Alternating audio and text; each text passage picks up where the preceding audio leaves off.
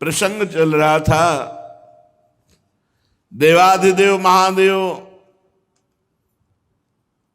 आदि गुरु भगवान शंकर का अपमान किया दक्ष ने। जब ये प्रजापति पद में हुए तो सभा हुई। उस सभा में सब महान जन पधारे, भगवान श्री हरि नहीं आए थे। सभा में जब कोई बड़ा सम्माननीय पद या कोई बड़ा महापुरुष पधारे तो खड़ा हो जाना चाहिए, हाथ जोड़कर, ऐसी मर्यादा है। सब खड़े हो गए, देवता, अग्नि, देवराज, इंद्र और सब लोकपाल, सब। दो नहीं खड़े हुए, भगवान महादेव और ब्रह्मा जी। ब्रह्मा जी पर दृष्टि गई तो दक्ष ने हाथ जोड़कर प्रणाम किया, क्योंकि प्रजापतियों के परमपति परमेष्ठी पद पर विराजमान जगत के पिता हैं। जब दृष्टि महादेव जी पर गई तो उनको बड़ा गुस्सा आया कि हमारा दामाद है, पुत्र के समान है, पर उठकर ना तो अभ्यर्थना वंदना ही की, ना वचन से कुछ बोले, बस कड़ुआ ही कड़ुआ बोलते रहे। पीछे आपने प्रसंग में सुना। जब महादेव जी ने देखा बहुत इधर उधर दोनों तरफ से शाप हो रहा है, तो खिन्न होकर के चल दिए। किंचित उद्विग्न मना ईशानुगाह, अपने परिकर के साथ उद्विग्न होकर कि व्यर्थ का क्यों दक्ष ने इतना बड़ा शाप दे दिया, इधर से नंदिकेश्वर ने शाप दिया, व्यर्थ में। बहुत काल व्यतीत हो गया। वो भगवान शिव से बड़ा द्रोह करते थे दक्ष। यद्यपि उनकी लाडली सती जी भगवान शिव की अर्धांगिनी हैं, पर भगवान शिव से द्रोह बढ़ता ही गया दक्ष के हृदय में। सदा विद्विष तोरेवम कालौ वै धीमानयो। उस द्वेष को बार बार चिंतन करके नया बढ़ाता गया। यही अविवेक है। विवेक का कार्य है तत्काल द्वेष का नाश करके, जो आपसे ना बोले, जो आपसे झगड़ा करे, जो आपसे द्वेष करे, उससे भी द्वेष का नाश करने के लिए नम्रता पूर्वक व्यवहार करो, तत्काल नष्ट हो जाएगा द्वेष। पर वो बहुत समय तक द्वेष करता रहा। जब कोई महापुरुष से द्वेष करे और उसकी उन्नति हो तो जान लेना ये उन्नति नहीं है, ये उसको ऊपर चढ़ाकर पटकने के लिए व्यवस्था की गई। उसी समय ब्रह्मा जी ने प्रजापति तो पहले ही बना दिया था, प्रजापतियों का अधिपति बना दिया। प्रजापति नाम सर्वेशा माधिपत्य स्मयो भवत, और बढ़ा दिया, समस्त प्रजापतियों का अधिपति। अब तो और अहंकार बढ़ गया। भगवान शंकर को नीचा दिखाने के लिए ब्रह्म ऋषियों को निमंत्रण दिया और वाजपेय यज्ञ किया, बिल्कुल शिव का भाग नहीं दिया। फिर बृहस्पति शव नामक बहुत बड़ा यज्ञ है ये। जब इस यज्ञ को अनुष्ठान में बड़े बड़े ऋषियों को निमंत्रण, सब भगवत स्वरूपों को निमंत्रण, लेकिन भगवान शंकर के यहां कोई निमंत्रण नहीं, यज्ञ में कोई भाग नहीं। यज्ञ उत्सव में सभी ब्रह्म ऋषि, देव ऋषि, पितर, देवता आदि अपनी अपनी पत्नियों के साथ पधारे। सबका विधिवत स्वागत किया दक्ष ने। खास बात यहां थी कि जो और बहनें थी सती जी की, तो कैलाश के ऊपर ही से विमान से चर्चा करते हुए जा रही थी। बड़ा निमंत्रण दिया है पिताश्री ने, बहुत आदर पूर्वक। ऐसा दक्ष कुमारी सती जी ने ये सुना। सती बिलोके व्योम विमाना, जात चले सुंदर विधि नाना। महाराज, कोई यज्ञोत्सव हो रहा है, हमें लगता है हमारे पिताजी का। क्या ये जो हमने सुना सही है भगवान शिव से? पूछ्यो तब शिव कहो बखानी, पिता यज्ञ सुनी कछु हर्षानी। भगवान शिव ने कहा सत्य है, तुम्हारे पिता इस समय बड़े पद पे हैं, बहुत बड़ा यज्ञ कर रहे हैं, और ये सब निमंत्रित देवांगनाएं, देवता, तुम्हारी बहनें, ये सब जा रही हैं।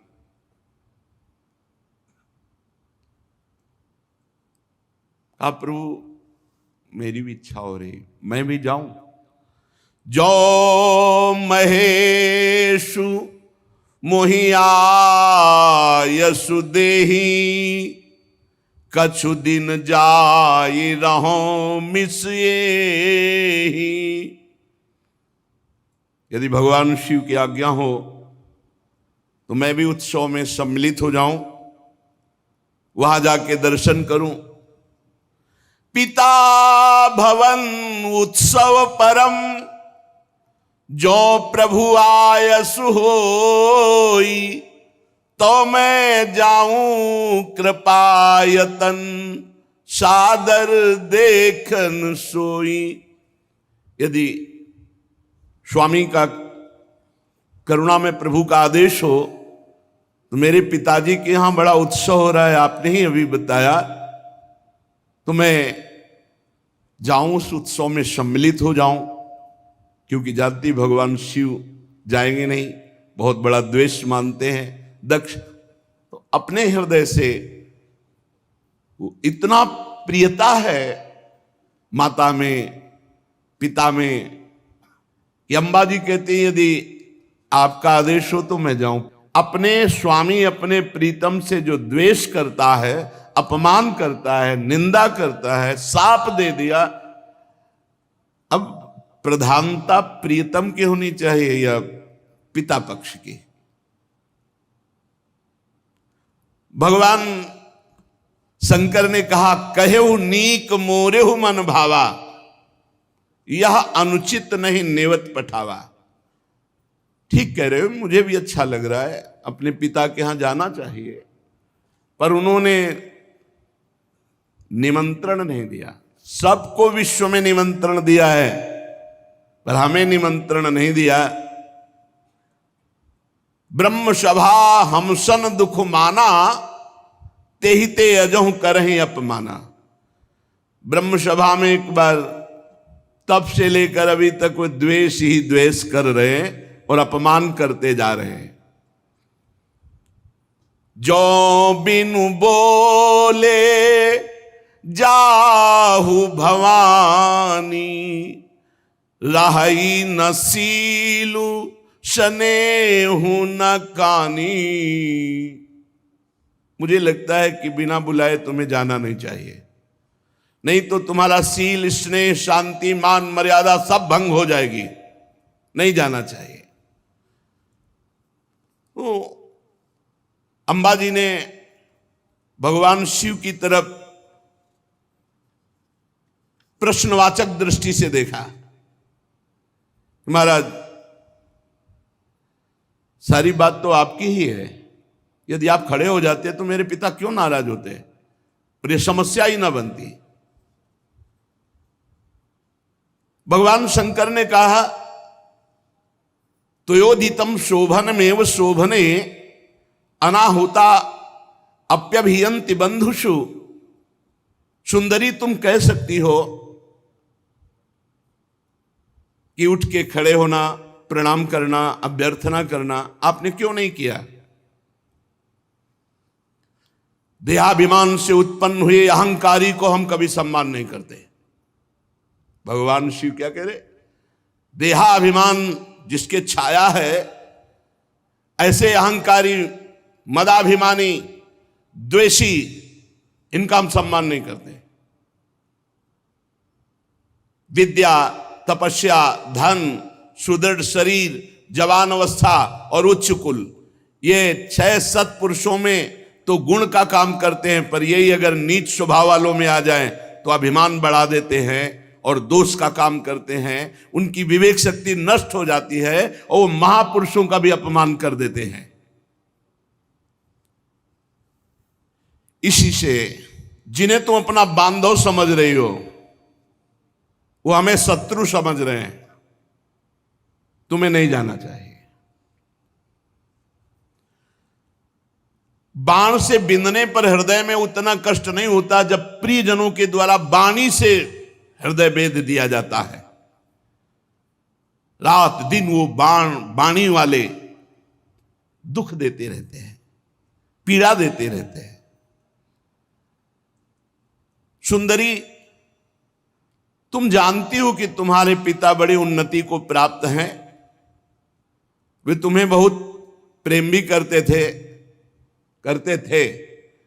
अब नहीं करेंगे क्योंकि तुम मेरी अर्धांगिनी हो। तुम्हें मान नहीं मिलेगा क्योंकि मुझसे वो द्वेष करते हैं। जीव की वृत्ति के साक्षी अहंकार शून्य महापुरुषों की समृद्धि को देखकर हृदय में संताप और इंद्रियों में वृथा होती है। अहंकारी को जैसे दैत्यगण हरि से द्वेष करते हैं, ऐसे अहंकारी महापुरुषों से बिना कारण के द्वेष करते हैं, उनकी निंदा करते हैं, उनका अपमान करते हैं। सुमध्य में सुंदरी ये सम्मुख जाना, नम्रता दिखाना, खड़े होना, प्रणाम करना, ये लोक व्यवहार है। तत्वज्ञानियों के द्वारा ये सब नहीं होता। तत्वज्ञानी बहुत अच्छे ढंग से लोक व्यवहार का निर्वाह करते हैं। क्या वो अंतर्दृष्टि से आत्मभाव में भगवान वासुदेव का ही नमन करते हैं, किसी दूसरे का नहीं। परम पुरुष वासुदेव को प्रणाम कर लिया, सबका प्रणाम हो गया। हम देहाभिमानियों का सम्मान नहीं करते। ना देह मानी ने, जो देह अभिमानी हैं ऐसों का सम्मान नहीं करते। पदाभिमानी, देहाभिमानी, इनका सम्मान नहीं करते। भगवत ऋषि जी ने भी कहा है, भूत भविष्य लोक 14 में भये होए हरि प्यारे, 300 व्यवहार हमारो अभिमानिन ते न्यारे। अभिमानिन, भगवान शंकर ने भी कहा। सबके अंतःकरण में विशुद्ध भगवान वासुदेव विराजमान है। उन्हीं वासुदेव का नमस्कार, सबका नमस्कार। जैसे मूल में जल चढ़ा दो सब जगह पहुंच जाता है। हम तो सिर्फ भगवान इंद्रियातीत वासुदेव को नमस्कार करते हैं, दूसरे को नहीं। इसलिए विचार करो, प्रजापतियों के यज्ञ में मेरा क्या अपराध था? मेरे प्रति कटुवाक्य, तिरस्कार, अपमान, निंदा, शाप, ये सब क्या है? दक्ष यद्यप तुम्हारे शरीर को उत्पन्न करने वाला पिता है तो भी मेरे से शत्रुता का भाव रखता है, इसलिए तुम्हें बिल्कुल नहीं जाना चाहिए। यदि ब्रजिष्यसि, यदि जाओगी तो मद्वचो भद्रम भवत्या न ततो भविष्यति संभावितस्य स्वजनात् पराभवो यदा सा सद्यो मरणाय कल्पते। यदि मेरी बात मान लो करके तुम नहीं जाती हो तो परम मंगल होगा, और अगर मेरी बात की अवहेलना कर दी और तुम चली जाती हो तो इतना ध्यान रखो, प्रतिष्ठित व्यक्ति का जब अपने प्रियजनों के द्वारा अपमान होता है तो उसका एक ही निर्णय निकलता है, मृत्यु। संभावितस्य स्वजनात् पराभवो यदा सा सद्यो मरणाय कल्पते। स्पष्ट भगवान शिव ने कह दिया, इसका परिणाम मृत्यु ही होगा अगर मनमानी करोगी तो। भगवान शंकर मौन हो गए। सती जी ने फिर दृष्टि से देखा, इस बार थोड़ा रुद्र दृष्टि थी, प्रश्नवाचक दृष्टि थी। इस बार मानो प्रश्न था कि हमने तो शास्त्रों में सुना है कि गुरु के यहां बिना बुलाए जाना चाहिए, पिता माता के यहां बिना बुलाए जाना चाहिए। तो यदि मैं बिना बुलाए जाती तो कोई दोष थोड़ी, शास्त्रीय दोष भी नहीं है, क्योंकि भगवान शंकर ने कहा जो बिन बोले जाओ भवानी, राहे न सील स्नेह न कानी। तो सती जी ने मानो प्रश्न किया कि क्या अपने पिता माता के पास बिना बुलाए जाना कोई दोष है? गुरु जी के यहां निमंत्रण ना मिलने पर भी जाना चाहिए, यही मर्यादा है। ये नहीं कि तुम्हें बुलावें, प्रार्थना करें तब नहीं। यद्यपि मित्र प्रभु पितु गुरु गेहा, जाई बिनु बोले हूं न संदेहा। भगवान शिव ने कहा प्राण प्यारा मित्र बिना बुलाए जाना चाहिए, इष्ट देव के यहां, स्वामी के यहां बिना बुलाए जाना चाहिए, गुरुदेव के यहां बिना बुलाए, और माता पिता के यहां। ये 4 जगह है जहां निमंत्रण की परवाह नहीं की जाती। परम प्राण प्रिय मित्र, स्वामी का गृह, और गुरुदेव और माता पिता। भगवान शंकर ने कहा ठीक सिद्धांत है ये, पर तदपि विरोध मान जहां कोई, तहां गए कल्याण न होई। यदि मित्र द्रोह रखता है तो नहीं जाना चाहिए, यदि माता पिता द्वेष रखते हैं तो नहीं जाना चाहिए, यदि गुरु की इच्छा है कि तुम ना हो तो फिर नहीं जाना चाहिए, यदि स्वामी की इच्छा है कि तुम हमारी दृष्टि में ना पड़ो तो नहीं जाना चाहिए।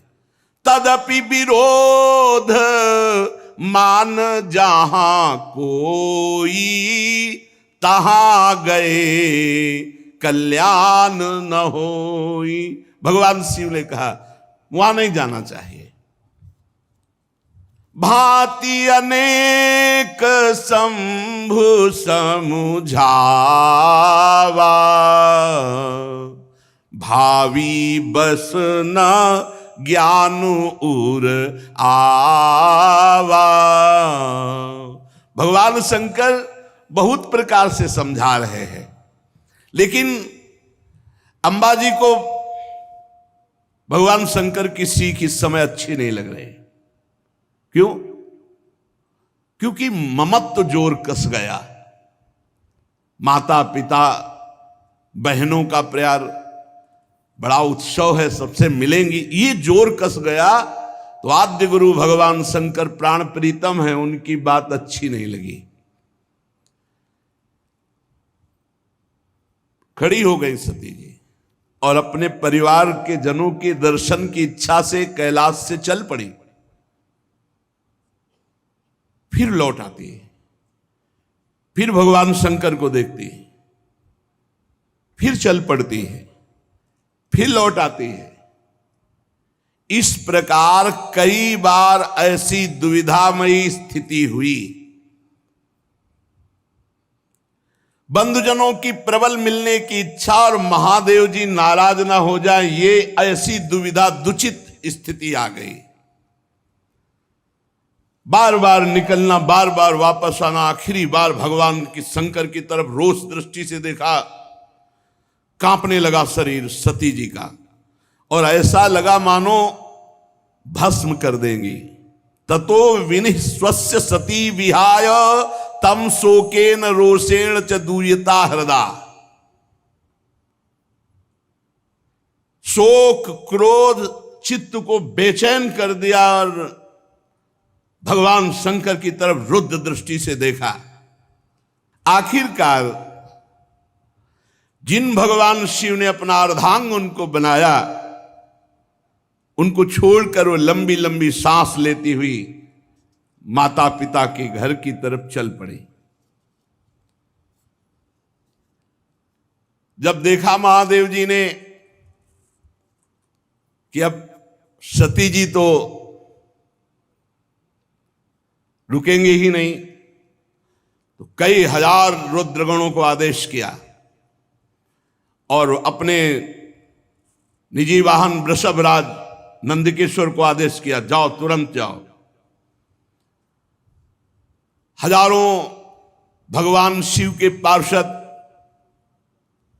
माताजी से विनय की कि वाहन पर विराजमान हो।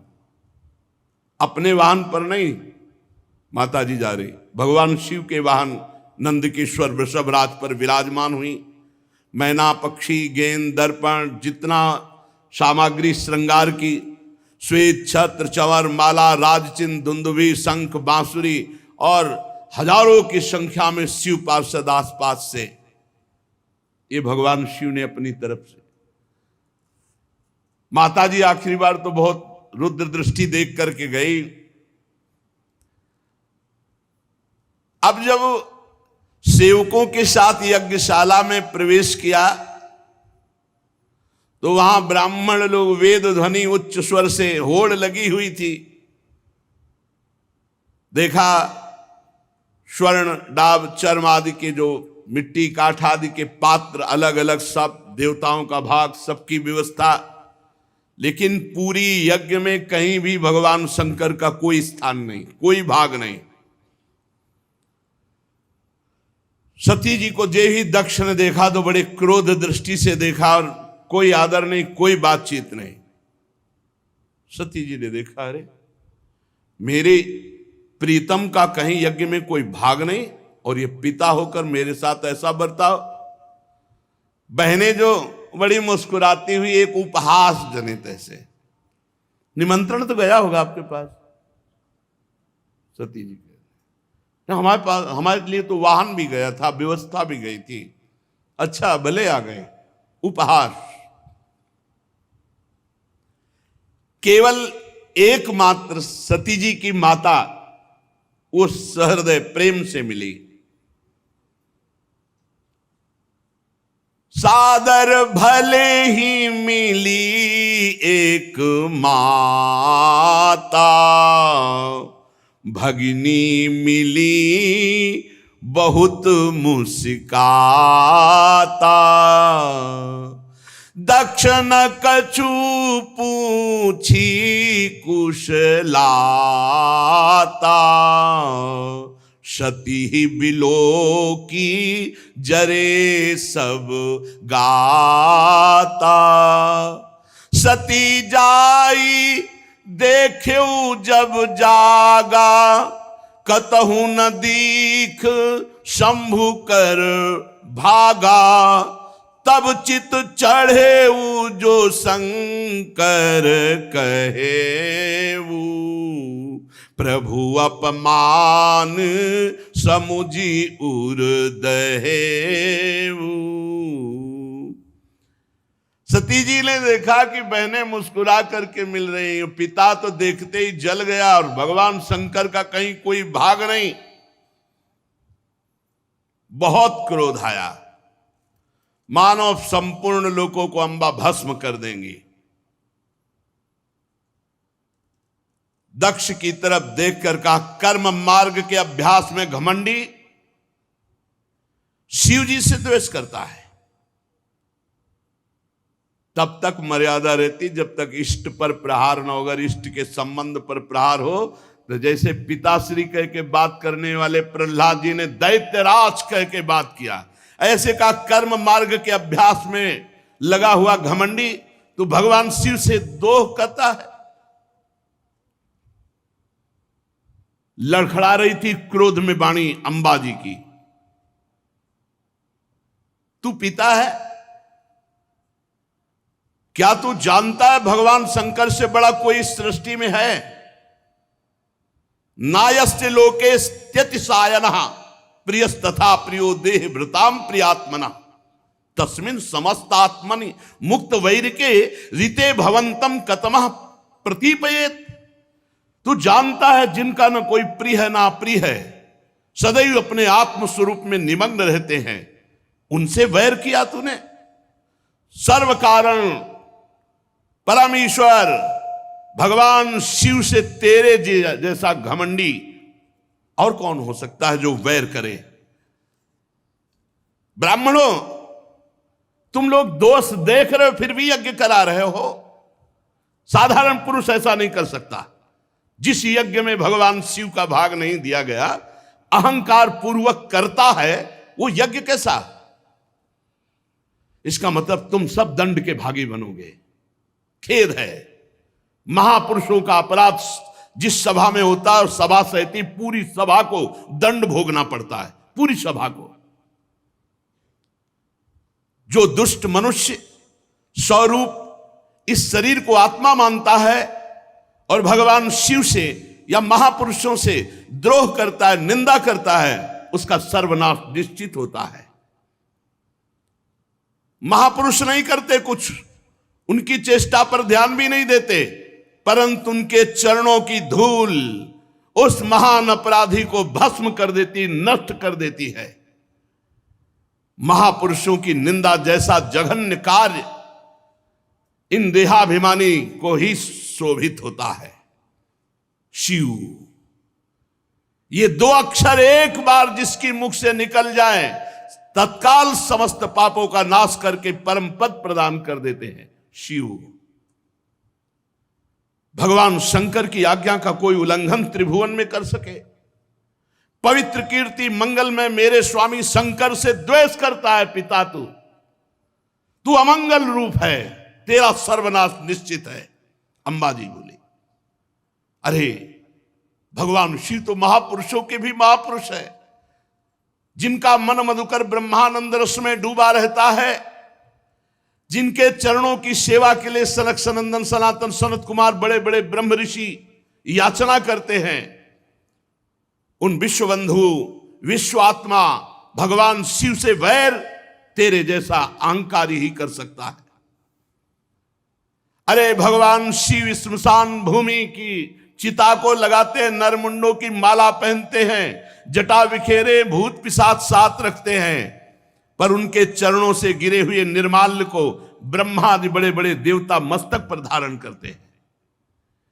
निरंकुश, धर्म मर्यादा विहीन, अय दक्ष, जब मेरे स्वामी ये कहेंगे आओ दक्षायणी, तो मैं सुन नहीं पाऊंगी, क्योंकि शरीर से तेरा संबंध है और तू मेरे प्रीतम से द्रोह करता है, निंदा करता है। जब अपने स्वामी की कोई निंदा करे तो शरीर में सामर्थ्य हो तो उसकी जबान काट ले, नहीं तो कान बंद करके निकल जाए। अंबा जी कह रहे, करुणों पिधाए निर्याद्यत कल्प ईशे धर्मा वितर स्तृणभिर नभिरस्य माने छिंदात प्रसई रुसती मसतीम प्रभुश्चे जिभ्याम। या तो कान में अंगुली डाल करके सभा से निकल जाए और या उसकी जबान काट दे जो अपने इष्ट की, अपने स्वामी की निंदा कर रहा हो। बकवाद करने वाली अमंगल रूप दुष्ट जिह्वा को काट डाले। दोनों इस समय में नहीं कर सकती, ना कान में अंगुली डाल के यहां से जा सकती हूं और ना तेरी जबान काट सकती हूं, इसलिए मैं अपने प्राण तो दे सकती हूं। सती जी ने कहा, भगवान नीलकंठ शिव की निंदा करने वाले, तेरे से शरीर संबंध रखता है कि तू पिता कहलाता है इस शरीर का। तो जैसे कोई भूल से गंदी वस्तु खा ली जाए तो उसे वमन किया जाता है, ऐसे भूल से मैं तेरे यहां पुत्री हुई हूं आकर, और तू मेरे प्रीतम का द्रोही है, इसलिए मैं इस शरीर को नहीं रखूंगी, क्योंकि शरीर तेरे से संबंध रखता है। महामुनि जिनके चरणों का आश्रय लेकर स्वरूप में रमण करते हैं, जो विधि निषेध से परे तत्व हैं, उन प्रभु शिव की अवहेलना। अरे अज्ञानी, तुझे पता नहीं मेरे प्रीतम शिव क्या है। पिताजी, यदि तू ये नहीं जानते हो कि भगवान शंकर परब्रह्म परमात्मा हैं, तो हमारा ऐश्वर्य भी तुम नहीं जान सकते हो। हमारा ऐश्वर्य सिर्फ आत्मज्ञानी महापुरुष जानते हैं, क्योंकि भगवान शिव सदैव वट वृक्ष के नीचे रहते हैं। चिता की राख, मुंडों की माला, चंद्रमा मस्तक पर, गंगा जी जटाओं पर, हर समय ध्यानस्थ या भगवत चर्चा परायण, कोई लौकिक सामग्री नहीं, और जो झुका उसे विश्व बंदनी बना दिया, महाऐश्वर्य में बना दिया। सती जी कहती, पिताजी हमारा ऐश्वर्य अव्यक्त है, आत्मज्ञानी ब्रह्मबोध संपन्न महापुरुष हमारा ऐश्वर्य जान सकते हैं, तुम्हारे जैसे देहाभिमानी नहीं। ये यज्ञशालाओं में यज्ञान से तृप्त होकर प्राण पोषण करने वाले एक कर्मठी देवता या तुम्हारे जैसे यज्ञ करता मेरे स्वामी के वैभव को नहीं जान सकते। भगवान शंकर का अपराध करने वाले अपराधी आपके इस शरीर से उत्पन्न हुए निंदनीय देह को अब एक क्षण मुझे नहीं रखना। लज्जा आती ही मुझे इस शरीर पर कि मैं दक्ष पुत्री हूं।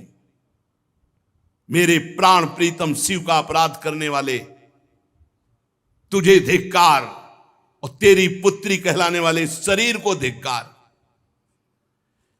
अगर मैं वापस जाती हूं, भगवान शिव कहेंगे आओ दाक्षायणी, दक्ष पुत्री आओ, ये मैं नहीं सुन सकती। ये मैं नहीं सुन सकती कि भगवान शिव का अपमान करने वाले शरीर से हमारा संबंध है। उत्तर दिशा की तरफ मुख करके मौन होकर बैठ गई, आचमन किया, पीला वस्त्र ओढ़ा, आंख मूंद करके योग मार्ग में स्थित हुई। तत्काल आसन बांधकर प्राणायाम, प्राणवायु को नाभि चक्र का भेदन करते हुए उदान वायु को नाभि चक्र से ऊपर उठा करके अनिंदिता महामहिमामयी सती हृदय स्थित वायु को कंठ मार्ग से भ्रकुट के बीच में लाकर और सबके परम पूजनीय अपने प्राण प्रीतम भगवान शंकर का ध्यान, और ध्यान करते हुए अंदर से मांगा, बार बार मेरा जन्म हो और मेरे पति जगत गुरु भगवान शंकर हो। अंतिम समय ध्यान में यही मांगा कि बार बार मेरा जन्म हो और हर जन्म में हमारे पति जगत गुरु भगवान शंकर हो। बस भगवान शंकर के ध्यान में तन्मय होकर सब कुछ भुला दिया। यहां तक ये भूल गई कि मैं दक्ष पुत्री सती हूं, सब विस्मृत, केवल शिव। तुरंत आग लग गई, चरणों से लेकर पूरे शरीर में आग लग गई। भगवान शिव के चिंतन में तन्मय और अपने प्राण त्यागने की जे ही धारणा की तो योगाग्नि प्रकट हो गई अंबाजी के शरीर में। हाहाकार मच गया, पूरे शरीर में दिव्य आग। समस्त देवता जो यज्ञ में सब कोलाहल मच गया, भागे सब इधर उधर भागे कि अब तो आतंक हो जाएगा, अब तो सर्वनाश का खेल होगा। क्योंकि सती जी ने शरीर छोड़ दिया तो रुद्रगण कैसे किसी को चैन से रहने देंगे। जो बड़े बड़े याज्ञिक थे उन्होंने कहा, अरे ये दक्ष के दुर्व्यवहार से कुपित होकर देवादिदेव महादेव की प्रिया सती ने अपने शरीर को त्याग दिया। अरे देखो, सारे चराचर के जीव इस दक्ष प्रजापति की संतान है, फिर भी एक कैसा दुष्ट है। अपनी पुत्री शुद्ध हृदया सती का आदर नहीं किया, भगवान शिव का ऐसा निरादर किया कि उसने प्राण त्याग दिया। बड़ी सब बातें होने लगी। अरे कम से कम जब शरीर छोड़ रही थी उस समय शंकर द्रोही रोक देता, लेकिन इसने तो बात ही नहीं की। जेव ही ये सूचना, यज्ञ मंडप के बाहर शिव पार्षद खड़े थे, शिव पार्षदों को सूचना मिली, हाहाकार मचा हुआ, सती जी ने अपने शरीर में योगाग्नि प्रकट कर ली। अब तो उठा उठा करके पटकने लगे जितने भगवान शिव पार्षद थे, जो मिले पंडित यजमान, जो भयंकर रुद्र लीला। महाराज सर्व समर्थ भृगु जी ने देखा यज्ञ में तो विघ्न डाल दिया, तो उन्होंने अपहृतम रक्ष इस मंत्र का उच्चारण करके जय स्वाहा दक्षिणाग्नि में आहुति दी, तो रिभु नाम के महान बलवान देवता प्रकट हुए तत्काल मंत्र के बल से, और बड़े तेजों में ब्रह्म तेज से संपन्न। और उन्होंने जलती हुई लकड़ी जो मिला उठा उठा कर भगवान शंकर के गणों की पिटाई करके भगा दिया यज्ञ रक्षा के भृगु जी के मंत्र से। उधर देवर्षि नारद जी भगवान शंकर शांत बैठे हुए थे। हर हर महादेव, नारायण नारायण नारायण। भगवान शंकर ने आंख खोला, बोले प्रभु बड़ा मंगल हो गया, दक्ष ने आपका भाग नहीं दिया यज्ञ में और माता जी से बात भी नहीं की। आपकी निंदा, आपका अपमान ना सह सकने के कारण सती देवी ने योगाग्नि के द्वारा अपने शरीर को भस्म कर दिया। और आपके पार्षद जब उनको दंड देने लगे तो भृगु जी ने रिभुओं को मंत्र के द्वारा इतना प्रबल पार्षद रूप प्रकट किया कि आपके पार्षदों को मार के भगाया वो आ रहे हैं। भगवान शंकर उस समय सती का भस्म होना, पार्षदों का अपमान, तो क्रुद्धा सुदृष्टोष्ट पुटः सा धूर्तिजटाम,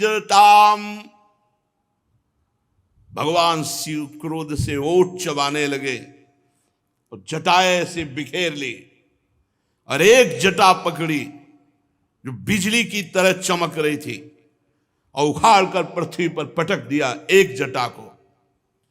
जे ही पटका तो इतनी जोर का अट्टहास हुआ मानो विश्व का विनाश हो जाएगा। देखा, देखते देखते जमीन से आकाश को चीरते हुए इतना भयानक वीर, इतना शरीर विशाल था कि ऐसे देखो तो छाती स्वर्ग तक पहुंच चुकी थी। 1000 भुजाएं, मेघ के समान श्याम वर्ण, जलते हुए 3 विशाल नेत्र, बाहर मुंह से निकली हुई विकराल दाढ़ें, अग्नि की ज्वाला के समान लाल लाल जटाएं, गले में नरमुंडों की माला और 1000 हाथों में 1000 अस्त्र धारण किए हुए। तम किम करोमीति गृणंतमाह बद्धांजलिम, भगवान भूतनाथा, हाथ जोड़कर वो महावीर बोला, हे भूतनाथ क्या आज्ञा है हमारे लिए। दक्षम सयज्ञम जहि मद भटानाम त्वम गणो रुद्र भटांश को मैं। भगवान शंकर ने कहा, जाओ दक्ष, उसके यज्ञ, पार्षद, यज्ञ करता सबको नष्ट कर दो। देवादिदेव भगवान शंकर जे भी ऐसी आज्ञा दी तो उस महावीर पार्षद का नाम वीरभद्र। भगवान शंकर के चरणों को स्पर्श करके, परिक्रमा करके चलने को जैसे ही अगला कदम रखा मानो भूकंप आ गया। इतना विशाल का शरीर, ऐसा मालूम होने लगा मानो भूकंप आ गया। बड़े वेग से कुछ ही क्षण में सिंहनाद दहाड़ करते हुए यज्ञ मंडप की तरफ, 1000 हाथों में और अस्त्र तो है, भगवान शंकर का विशेष त्रिशूल हाथ में लिए हुए, मानो त्रिशूल संसार का संहारकारी मृत्यु ही त्रिशूल रूप धारण किए हो। हजारों सेवक और पीछे चल रहे रुद्रगण, आगे वीरभद्र। वीरभद्र के पैरों की धमक से पृथ्वी हिल रही थी। ऋत्वज यज्ञशाला में जजमान सदस्य ब्रह्म ऋषि धमक से समझ गए कुछ गड़बड़ होने वाला। अट्टहास सुनाई दिया, धूल दिखाई दी, तो जो चतुर विद्वान ब्रह्म ऋषि थे तो उन्होंने कहा कि अभी निकल लो। जो कुछ समझदार थे वो तो लघु शंका के बहाने, और जो थे कि मैं मंत्र के द्वारा अब देवता प्रकट करूंगा फिर रुद्रगणों की, अब वो बात नहीं थी, क्योंकि ये और कोई नहीं, महाकाल स्वयं रूप धर के वीर रुद्र का। जब वो चल रहे थे तो ऐसा लग रहा था आंधी तूफान चल रहा है, इतनी धूल उड़ रही थी, जटाएं ऐसी चमक रही थी मानो बिजली चमक रही हो, अट्टहास, गर्जना। दक्ष पत्नी प्रसूति अन्य स्त्रियों से व्याकुल होकर कहने लगी कि अब सर्वनाश निश्चित है, क्योंकि सती का तिरस्कार हुआ, महादेव जी को पता चल गया। भगवान शिव के अनादर का परिणाम अभी सर्वनाश शुरू हो जाएगा, मुझे अनुभव हो रहा है। इतने ही में प्रलय काल उपस्थित जटाजूट बिखेरे हुए, शस्त्रास्त्रों से सुसज्जित और सामने तांडव करते हुए, और रुद्रगण और विशाल काय शरीर वीरभद्र मेघ गर्जना के अट्टहास से 10 दिशाएं कंपायमान कर दी। बार बार शिव शिव वीर रुद्र पुकारते हैं, मानो विधाता ने साक्षात काल की रचना की हो विनाश के लिए। जो महात्मा जन ब्रह्म ऋषि भाग नहीं पाए, वो एक दूसरे की तरफ दया की दृष्टि से देख रहे थे। कोई मंत्र है, उच्चारण करो, अब बचाओ।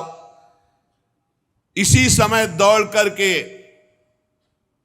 रुद्र सेवकों ने संपूर्ण यज्ञ मंडप को, जो लघु शंका के लिए निकल गए थे तो बड़े प्रवीण थे, घेर लिया। और भगवान शिव के जो गण हैं, किसी का मुख मगरमच्छ जैसा, कोई भूरे रंग का, कोई बौना, कोई कैसे कैसे भगवान शिव के गण हैं। जितने वहां थे, किसी को मुख में डाला, किसी को मसला, किसी को काटा, किसी को मारा, वहां हाहाकार मचा।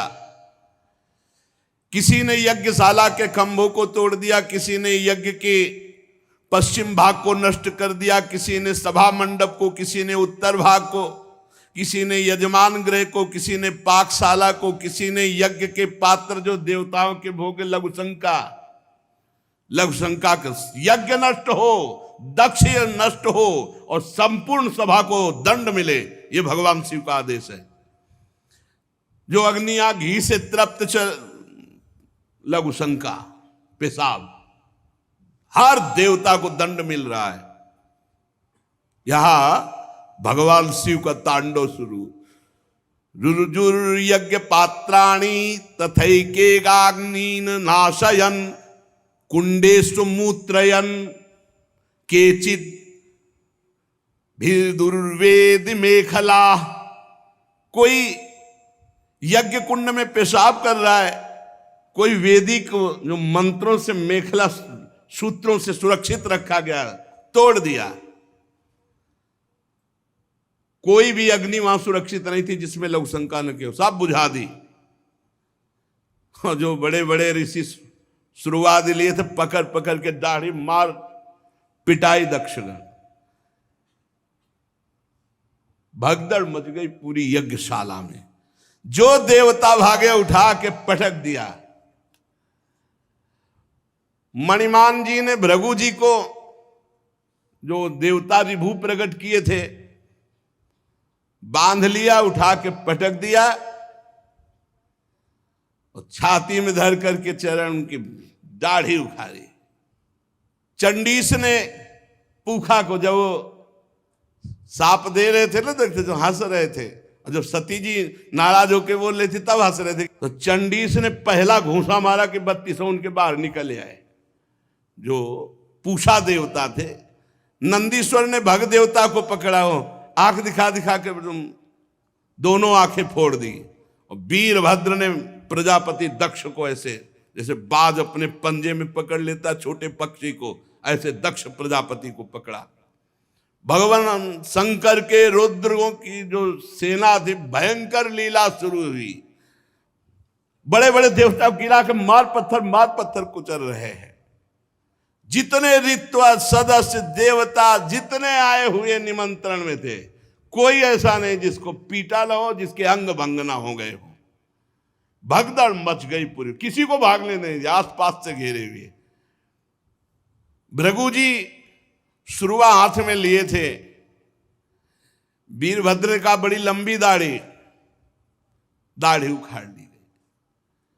जो प्रजापति ऐसे मुछ ऐठे हुए सब बैठे थे, महादेव जी के पार्षदों ने मुछ उखाड़ ली, किसी की दाढ़ी उखाड़ ली, दांत तोड़ दिए, आंख फोड़ दिए। भारी देवादिदेव महादेव जी के पार्षद, इस समय न कोई मंत्र काम कर रहा है ब्रह्म ऋषियों का, न साप काम कर रहा है कि जाओ कुछ नहीं, जल लिए रहो हाथ में, कुछ नहीं। ये शिव प्रताप है।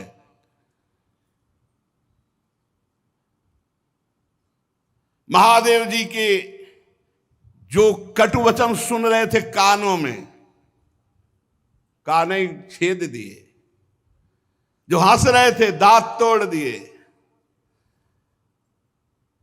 वीरभद्र उठा के पटक दिया दक्ष को, छाती पे घुटना रखा, पर मंत्रों से इतना सुदृढ़ यजमान को कर दिया गया था कि काल भी नहीं मार सकता अस्त्र के द्वारा। अब एक विशेष तलवार से उन्होंने,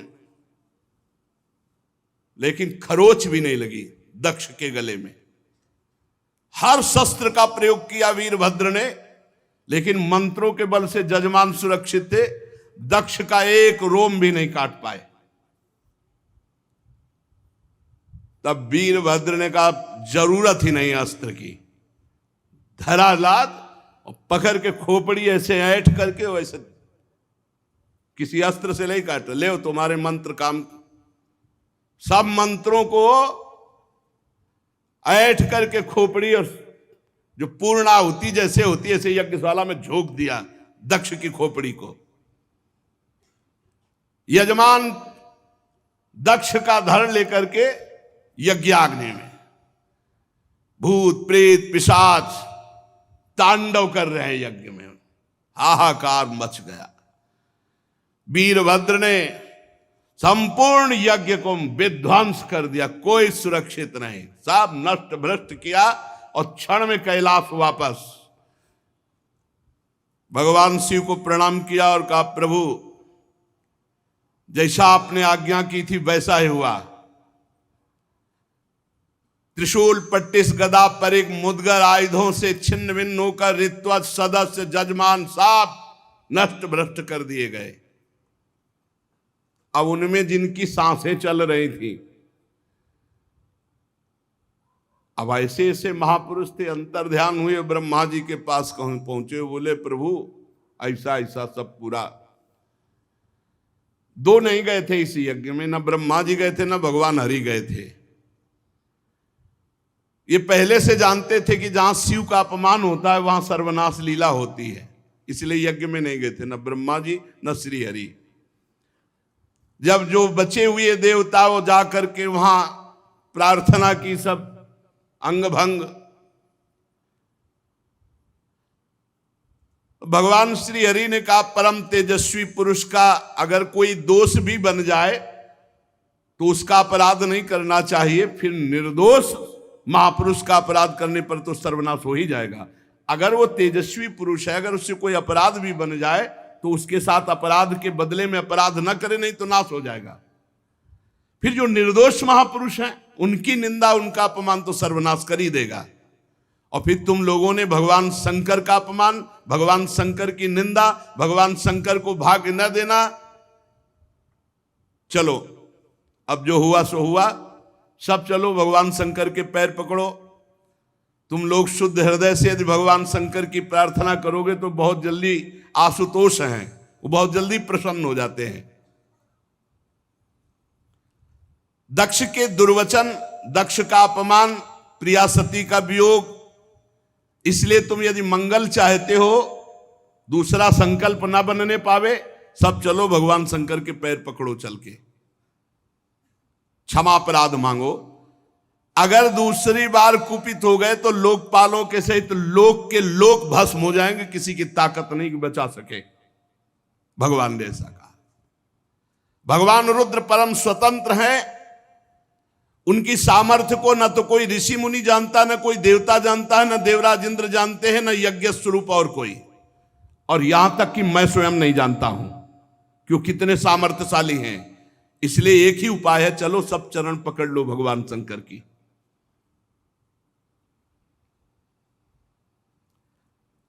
इस प्रकार जब सबको प्रेरित किया तो भगवान ब्रह्मा जी प्रजापतियों को, पितरों को और जो बचे खुचे पिटे पुटे देवता थे उनको साथ लेकर कैलाश गए।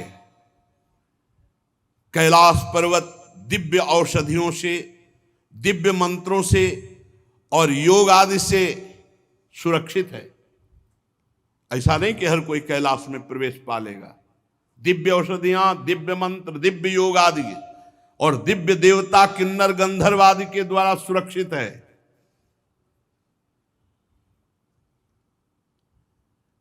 मणिमय शिखर कैलाश पर्वत के विभिन्न दिव्य धातुओं से युक्त है। बड़े निर्मल झरने बह रहे हैं। बहुत सुंदर विहार स्थली कैलाश पर्वत। मोरों के शोर, मदांध भ्रमरों के गुंजार, कोयलों की कुहू कुहू ध्वनि, पक्षियों का कलरव और कल्प वृक्ष की ऊंची ऊंची डालियां जिनमें पक्षी चहक रहे। बड़ा सुंदर कलकल ध्वनि झरनों की हो रही है। मंदार, पारिजात, सरल, तमाल, साल, ताड़, कचनार, असन, अर्जुन, इनके बड़े बड़े वृक्ष हैं। आम, कदम्ब, नीप, नाग, पुन्नाग, चंपा, गुलाब, अशोक, मौलसिरी, कुंद, कुर्बक, सुनहले, शतपत्र, कमल, इलायची, मालती की मनोहर लताएं, कुब्जक, मोगरा, माधवी की बेले, ये बहुत सुंदर। ये सब देवता लोग देखते हुए जा रहे हैं। कटहल, गूलर, पीपल, पाकर, बड़, गूगल, भोज वृक्ष, औषधि जाति के पेड़, केले, नाना प्रकार के सुपारी, राजपूग, जामुन, खजूर, आमड़ा, आम, पियाल, महुआ, लिशौड़ा, ये बड़े बड़े वृक्ष। सरोवर सुंदर सुंदर जिनमें उत्पल, कलहार, शतपत्र, सहस्त्रपत्र के कमल खिले हुए हैं। झुंड के झुंड पक्षी वहां भ्रमण कर रहे हैं। हरिन, बानर, जंगली सुअर, सिंह, रीछ, शाही, नीलगाय, सरब, बाघ, कृष्ण मृग, भैंसे, करणांत, एक पद, अश्वमुख, भेड़िया, कस्तूरी मृग, ये सब झुंड के झुंड बनाकर, और देखा कि उसके चारों ओर नंदा नाम की दिव्य नदी, जिसमें केवल देवी सती ही स्नान करती थी। परम पवित्र कैलाश पर्वत की रमणीयता को देवता बड़े आश्चर्यचकित होकर देखते हुए जा रहे हैं। वहां अलका नाम की एक सुरम्यपुरी सौगंधिक वन देखा, जिसमें सुगंध फैलाने वाले सौगंधिक नाम के कमल खिले हुए थे। नंदा और अलकनंदा नाम की दो नदियां कैलाश के आसपास।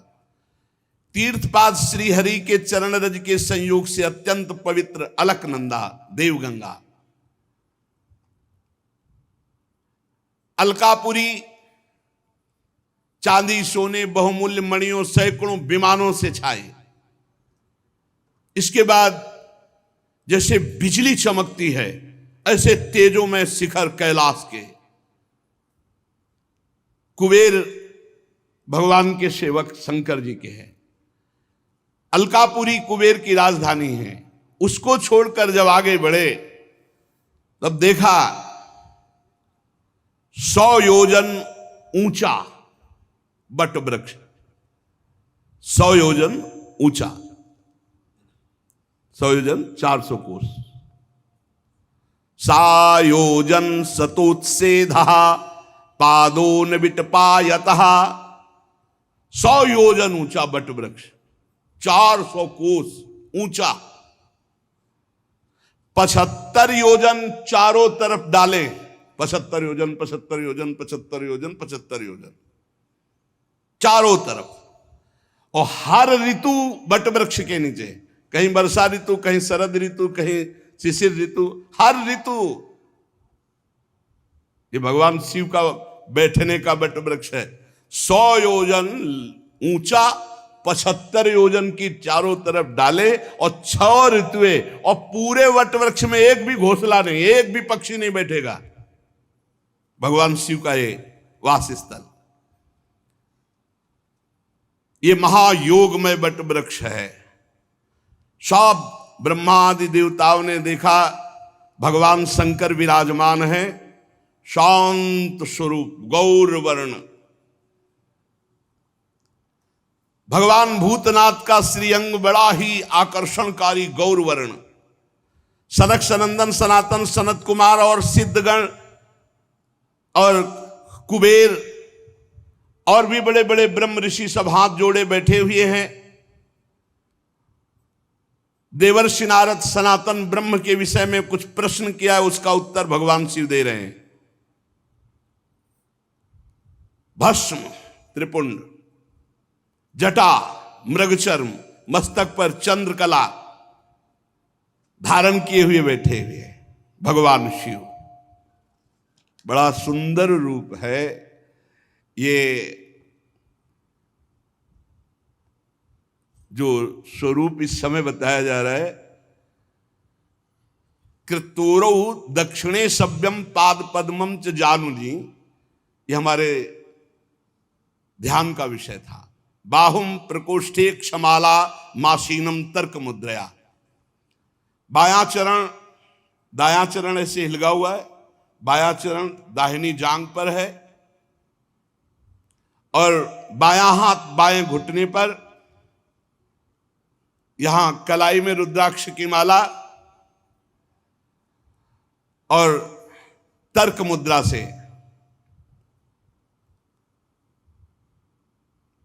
भगवान शिव ऐसे बाएं इसमें, बायां पैर दाहिनी जांग पे, दाहिना चरण हिलिक रहा है। और योग पट्ट कहते हैं काठ की बनी हुई टहनी, टेकनी जिसमें ऐसे वो ऐसे दाहिनी तरफ लगी हुई। बड़े बड़े देवता, मननशील मुनि, बड़े बड़े लोकपाल सब हाथ जोड़े खड़े हैं, ऐसी मुद्रा में उपदेश कर रहे हैं। यहां रुद्राक्ष की माला, ज्ञान मुद्रा, आशीष मुद्रा, अर्धनेत्र खुले हुए, बाएं चरण को दाहिनी जांग पर और दाहिना चरण हिलगा हुआ, वो ऐसा अद्भुत गौरवर्ण स्वरूप, यही ध्यान का विषय था।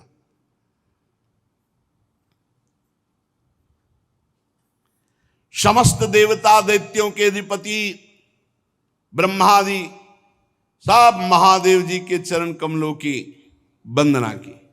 जी देखा ब्रह्मा जी आए, भगवान शिव आसन से खड़े हो गए और सिर झुकाकर ब्रह्मा जी की वंदना की। चारों ओर महर्षियों से, अन्य सिद्ध गणों से सब घिरे हुए महादेव जी को, और ब्रह्मा जी भी नमस्कार मुद्रा में और भगवान शिव ब्रह्मा जी को नमस्कार। चंद्रमौली भगवान शिव बड़ी गंभीर मुद्रा में से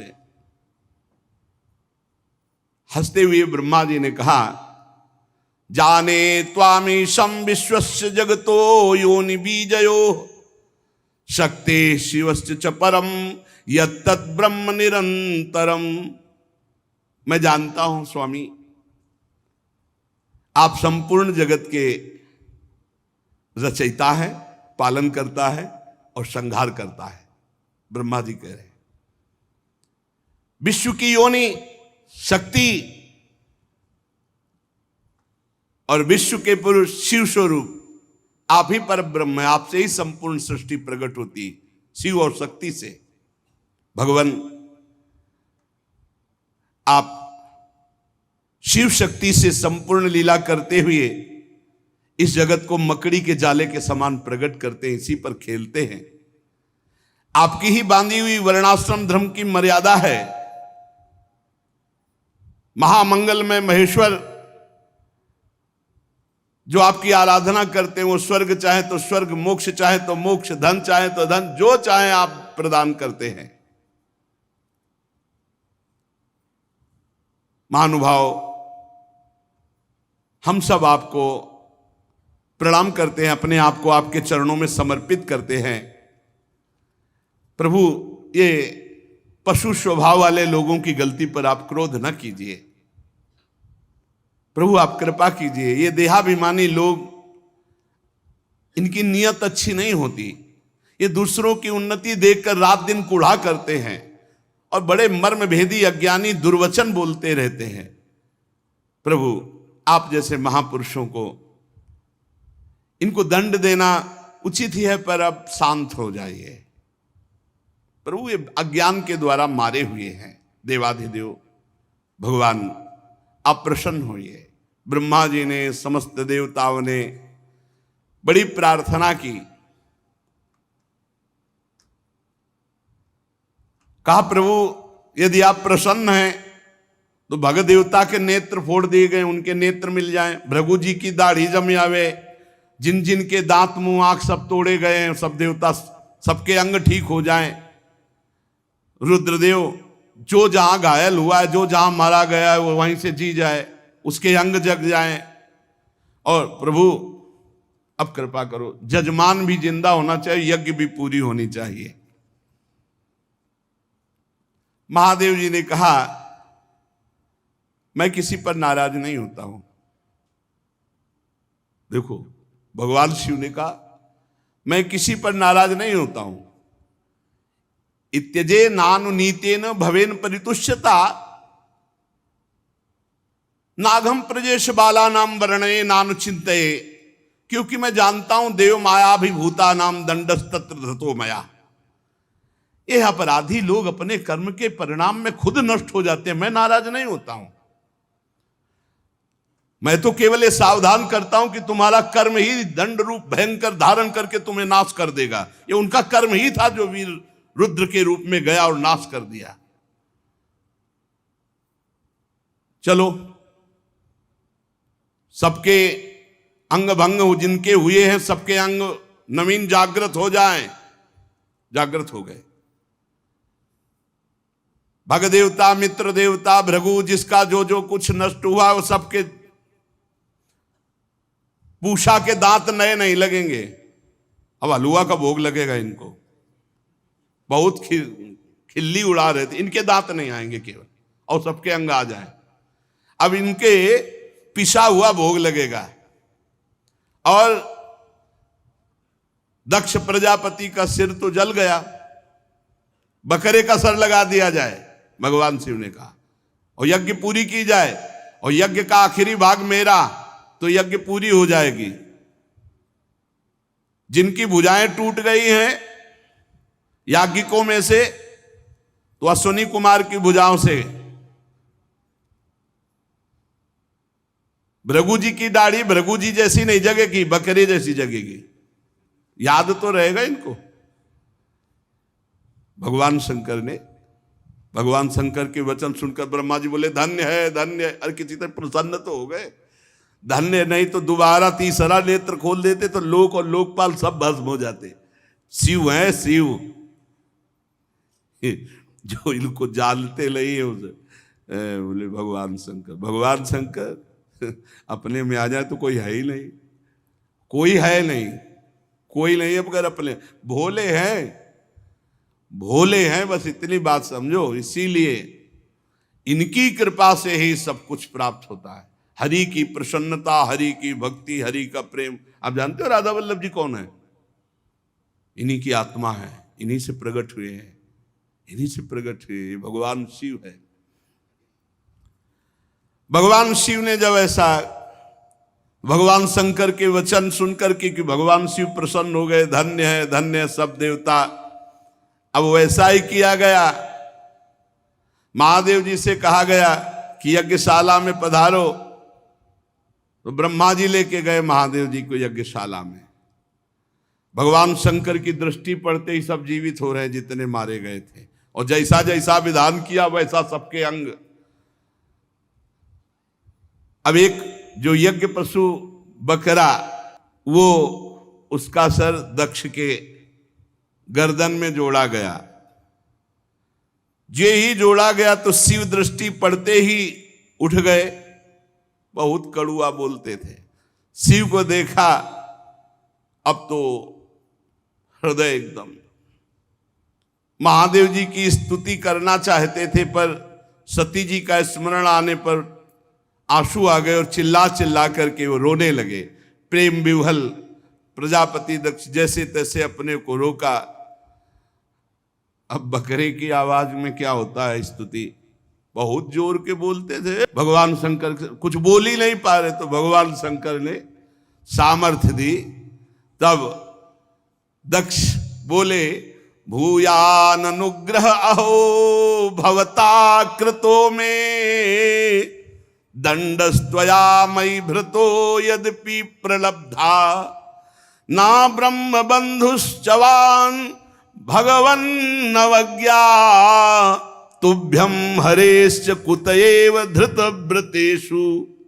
भगवान मैंने अपराध किया है आपका, और आपने जो थोड़ी शिक्षा के लिए दंड दिया इसको मैं कृपा मानता हूं।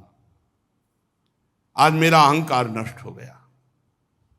आप और भगवान श्री हरि तो आचारहीन नाम मात्र के भी अपने जनों की उपेक्षा नहीं करते, फिर प्रभु हम तो यज्ञों के द्वारा आपकी ही प्रसन्नता के लिए आपकी आराधना करते हैं, आप हमें कैसे भूल जाएंगे। प्रभु आपने ही ब्रह्मा होकर सबसे पहले आत्म तत्व की रक्षा के लिए अपने मुख से विद्या, तपस्या, व्रतादि ब्रह्म ऋषियों को उत्पन्न किया। प्रभु मैं आपके तत्व को नहीं जानता हूं, मैंने भरी सभा में आपको अपने वचनों से बेधा था, किंतु आज मैं फल पा गया। अगर आप आशीष न देते तो आज के बाद शब्द ही नहीं निकलता। प्रभु मेरे अपराध क्षमा कर दो। पूज्यतम महानुभावों को अपने जनों के अपराध क्षमा करने ही पड़ते हैं। आप अपनी करुणा भरी दृष्टि से मुझे उबार लो। अब भी आपको प्रसन्न करने के लिए मेरे पास गुण नहीं है, बस आप अपनी कृपा से प्रसन्न हो जाओ, उदारतापूर्ण बर्ताव से प्रसन्न हो जाओ। आशुतोष भगवान शंकर प्रसन्न हो गए।